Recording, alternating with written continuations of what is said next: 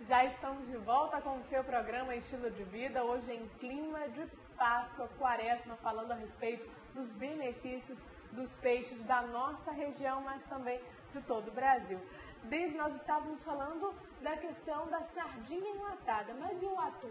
Também é indicado a gente ingerir o atum? Também, da mesma forma, mantém as propriedades.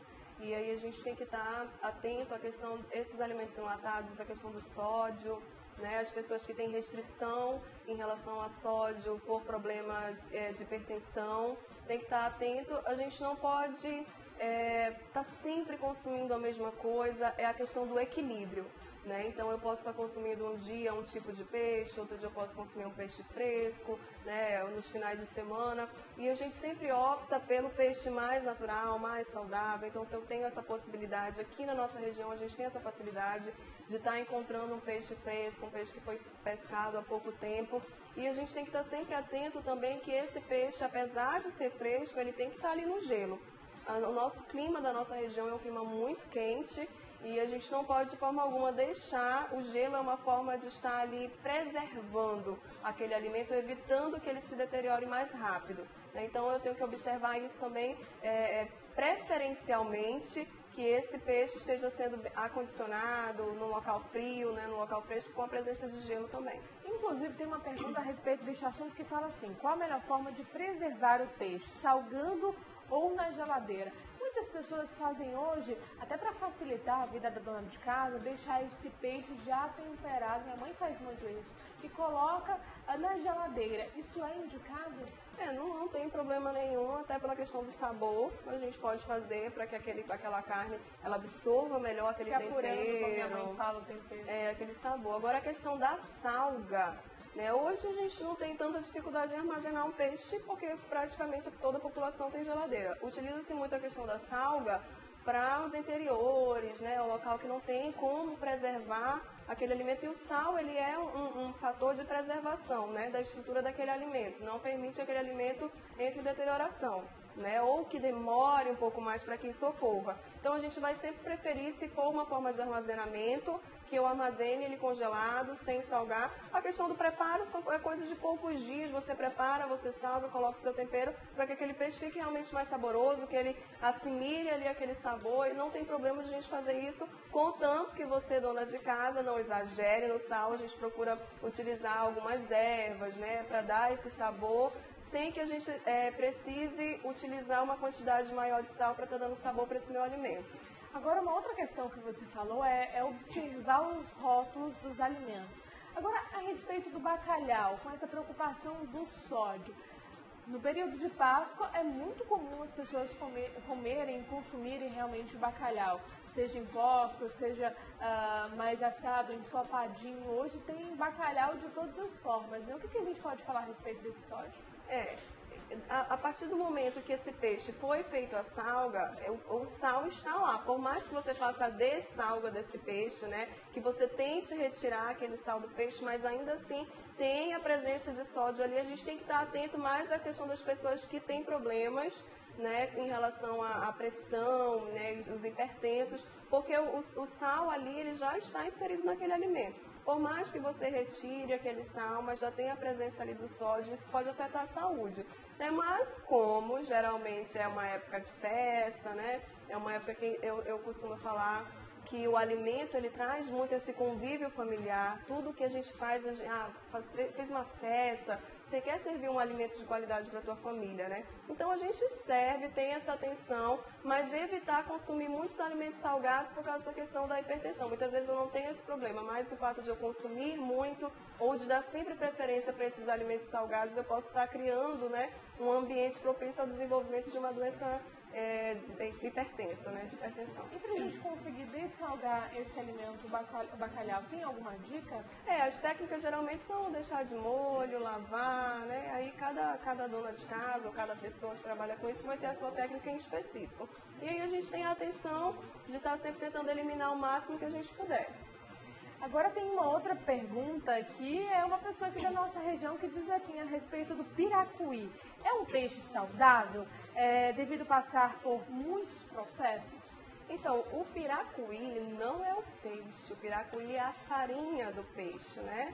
Ele passa realmente por vários processos, geralmente é feito do bodó, as pessoas que trabalham com esse tipo de farinha, elas fazem geralmente do bodó, e aí realmente passa por um processo de aquecimento muito grande, mas ele consegue preservar, sim, algumas características. É claro que pelo fato de ter passado por um processo de calor durante muito tempo, né, ele vai perder algumas características, mas ainda assim tem sim, nutrientes importantes, a gente pode inserir normalmente na alimentação. A nossa próxima pergunta diz assim: bom dia, quais são os peixes indicados para quem tem gastrite?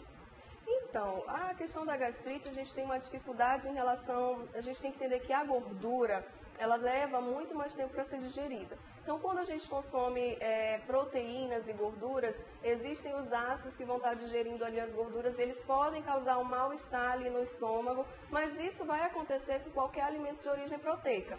Então, em relação aos peixes, não tem esse peixe aqui é mais indicado para quem tem gastrite. O peixe é um alimento leve, de uma digestão um pouco mais rápida do que a carne, porque a carne vem mais acompanhada de gordura. Então, eu diria para você consumir peixes menos gordos, né? Que tenham pouca gordura, porque isso vai facilitar a digestão e aí vai esvaziar muito mais rápido o seu estômago. Vai evitar que os ácidos ali façam novas ulcerações ou novos problemas ali na parede do estômago. Bom, a gente já falou da questão da digestão, que as carnes brancas, realmente esse processo é mais rápido de digestão. Agora, quanto tempo demora? Na verdade, eles têm carnes magras e peixe, eles têm mais ou menos o mesmo período de digestão do estômago, que seria de uma média de 2 horas, né? Agora, as carnes com gordura, elas tendem a demorar mais porque o processo de degradação da gordura é mais demorado. Então, se eu vou optar por carnes magras, ele vai ter mais ou menos o mesmo período de digestão do peixe, né? Só que como as carnes elas já têm dentro das suas fibras muita gordura, isso faz com que seja mais lenta a digestão. Mas então é por isso que quando a gente come peixe, logo depois, cerca de 2 ou 3 horas, a gente já sente fome, já tem aquela sensação de fome, porque realmente é um esvaziamento mais rápido, tanto desse peixe quanto de uma carne magra sem gordura. O esvaziamento vai ser mais rápido nos dois casos. Agora tem uma outra participação que diz assim: bom dia, quais são os benefícios do salmão para a saúde? Quem mandou pra gente foi o Michael Douglas, do bairro Raiz. Michael, um grande beijo pra você, obrigada pela sua participação. Acho que ele gosta muito de sushi, né? É verdade. Então, a gente tem no salmão a questão, pela coloração, a gente percebe ali uma concentração maior de vitamina A. E ele, por ser um peixe gorduroso, ele tem essa propriedade do ômega 3, essa gordura importante para nós, né? Então, eu citaria essas duas características que talvez diferenciassem de uma forma maior de outros peixes a vitamina A, que a gente tem essa questão da coloração do beta-caroteno, que esse peixe ele se alimenta de algumas algas que tem essa coloração e aí acaba transferindo para o peixe essa coloração. E aí eles são ricos em vitamina A e também, pelo fato de ser gordurosos, tem uma maior quantidade de ômega 3. Tem uma outra pergunta, na verdade uma participação que diz assim: oi, assisto todos os dias o programa Estilo de Vida. É muito legal, um beijo para o Rafael Lima, de Porto Velho. Obrigada pela sua participação. Rafael, fica aí ligadinho no programa Estilo de Vida todos os dias, viu? Agora tem uma outra participação que diz assim: Deise, qual a diferença do peixe de rio para o peixe de açude?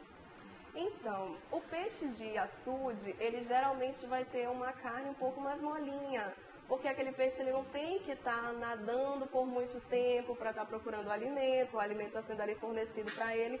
Só que são peixes que geralmente são mais gordos porque eles têm um processo de maturação, diria assim, mais rápido, porque é uma produção, né? Então, o peixe na natureza, ele vai crescendo aos poucos e também tem a questão da interferência do tipo de ração que está sendo utilizado para esse peixe de açude, né? Dependendo da ração, a gente pode ter algumas alterações hormonais nesse peixe que pode, sim, né, interferir na nossa saúde. Então, a forma como esse peixe ele é criado, o tempo dele de retirada desse açude para venda é muito mais rápido do que o peixe que é criado na natureza, que é pescado na natureza.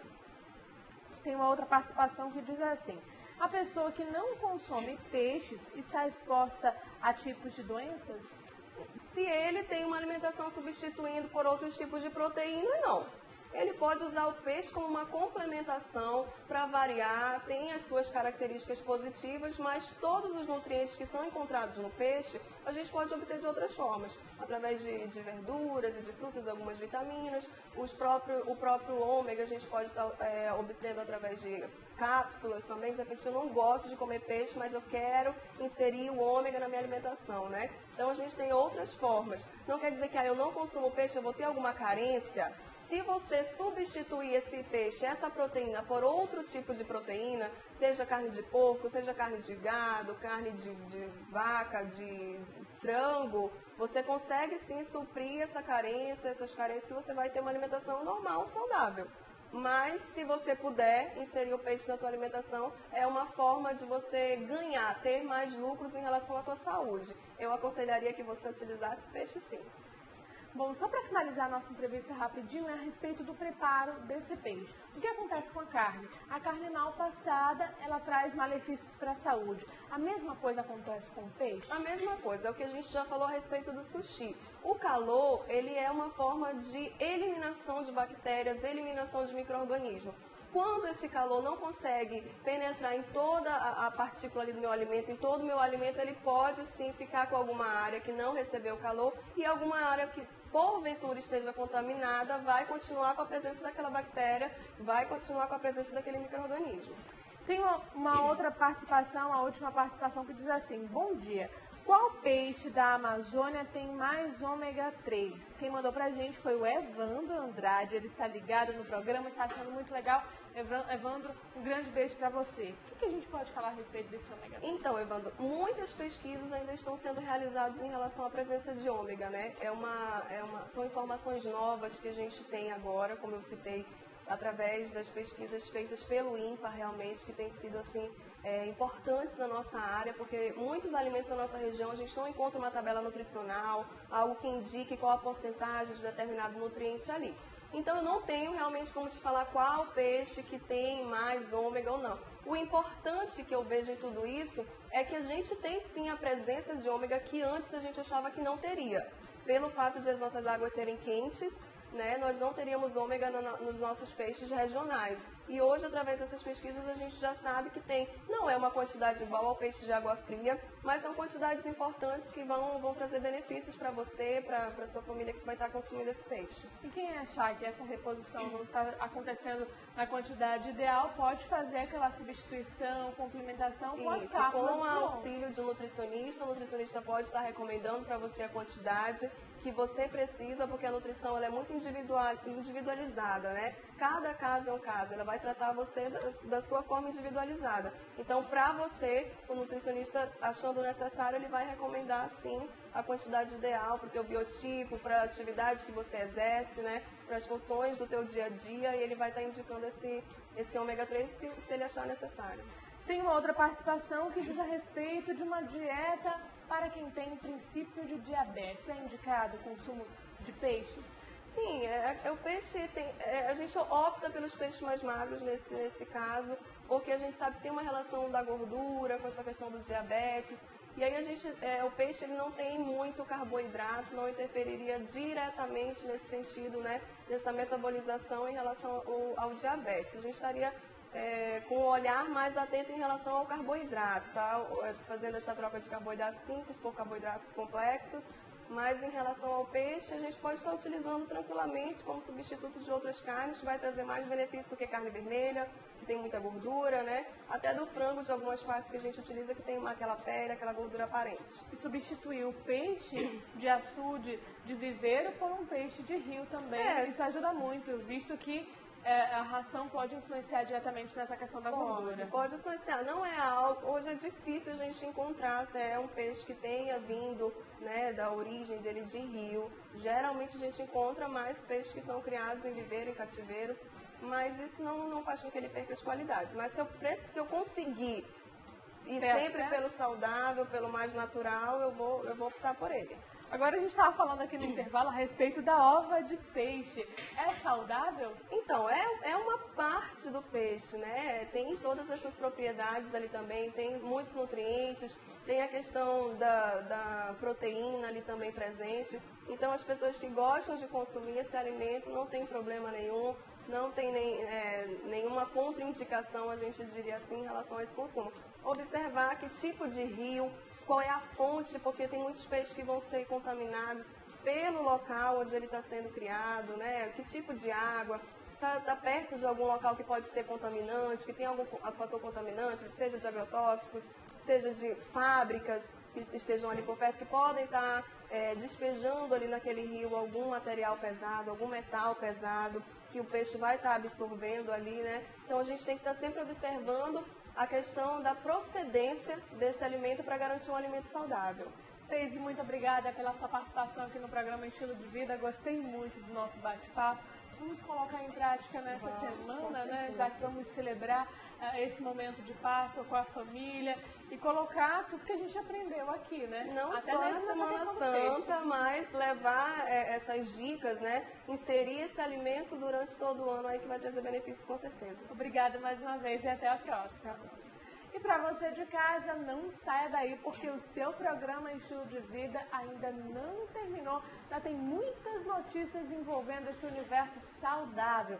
E para você de casa que gostaria de falar diretamente com a nossa produção, anote aí o número 92, código de Manaus, 981114512. Só uma dica, coloca o seu nome e sobrenome e de onde você está nos assistindo para mandar aquele beijo mais que especial. Agora sim a gente vai para um breve intervalo. Até lá.